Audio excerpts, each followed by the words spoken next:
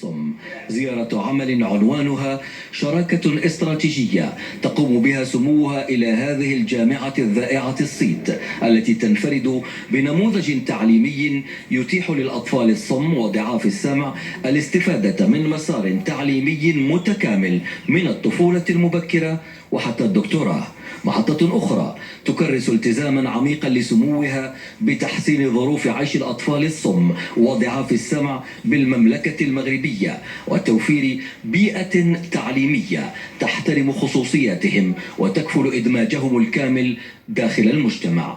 جامعة جالوديت مؤسسة تربوية يصنع تفردها مسار تعليمي يتيح للطلبة الولوج إلى دراسات عليا بمستويات رفيعة يعزز ملكاتهم ويقودهم إلى إثبات الذات وتكسير الصور النمطية والحواجز التي تحد من طموحاتهم. تحد نجح فيه عديد الطلاب عبر العالم. أسماء لكوني طالبا بها. بدأت الدراسة بروض الأطفال في المغرب وبقيت هناك لمدة 11 سنة تقريبا. تخرجت وبعدها التحقت بجامعة جالوديت. أنا الآن جزء من معهد اللغة الإنجليزية بالجامعة، حيث تعلمت الطلاقة في لغة الإشارة الأمريكية، ثم انتقلت إلى برنامج البكالوريوس. وسأعود إلى المغرب لأدعم مجتمعات الصم هناك.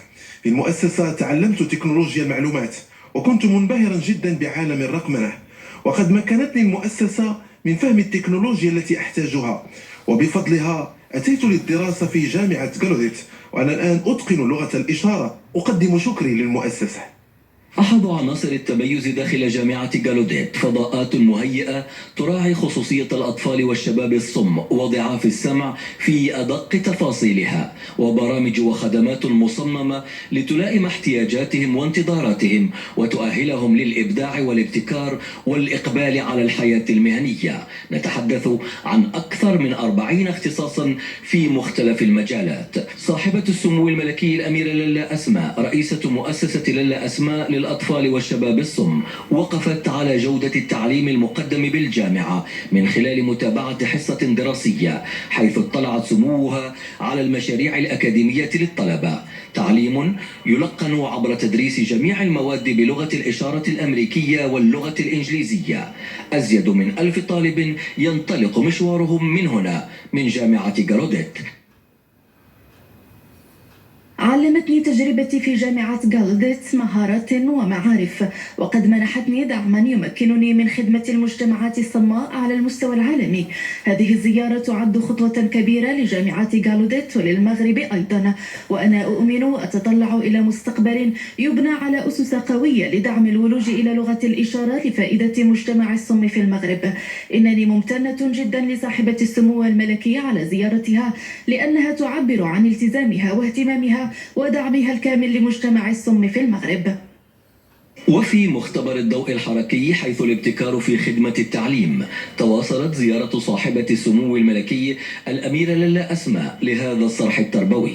باحثون ومربون ومكونون قدموا منهجياتهم المبتكرة أمام سموها، حيث يتم دمج لغة الإشارة بالدعامات البصرية لدعم الأطفال في مسارهم المعرفي واللغوي. مبادرات تتقاطع مع عمل دؤوب تقوم به مؤسسة لالا أسماء للأطفال والشباب الصم منذ أكثر من 50 عاما لانتشار الأطفال الصم من عالم الصمت وتوفير البيئة الملائمة لتطوير ملكات النطق والاندماج في الوسط المدرسي.